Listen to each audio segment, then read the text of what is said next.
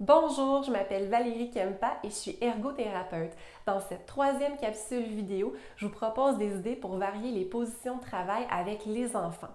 En variant les positions de travail tant à la maison, à la garderie qu'à l'école, on contribue à développer les muscles du tronc ainsi qu'à augmenter la stabilité des épaules, ce qui permet aux enfants de développer une bonne posture. Lorsqu'on est assis, on bouge pour maintenir notre attention, que ce soit en croisant nos jambes, en croisant nos pieds ou encore en bougeant notre bassin. Chez l'enfant, ce besoin est plus grand car c'est un besoin naturel chez lui de vouloir bouger. Dans cette capsule, je vous propose deux variantes de position à adopter avec les enfants pour faire changement de la fameuse position assise sur une chaise. En variant les positions de travail, on permet à l'enfant de bouger et donc d'augmenter son attention. La première variante est au niveau du sol. L'enfant est allongé sur le ventre et il prend appui sur ses avant-bras. Très important que l'épaule et le coude soient alignés.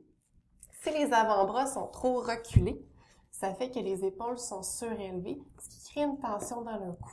À l'inverse, si les avant-bras sont trop avancés, le ventre de l'enfant va toucher le sol, ce qui sollicite moins les muscles du dos.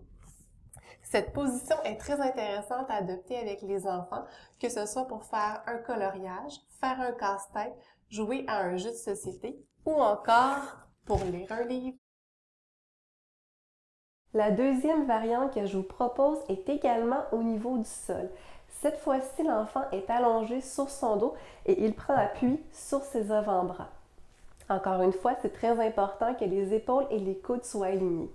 Cette position est intéressante à adopter lorsque l'enfant doit regarder une émission à la télévision ou encore lorsque vous lui racontez une histoire.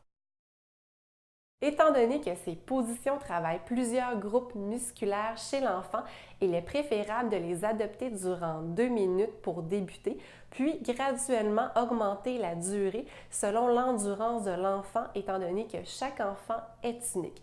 Ces positions sont à adopter avec des enfants de 4 ans et plus. Dans la prochaine capsule, je vais vous proposer 3 autres variantes amusantes à faire avec les enfants. Amusez-vous bien!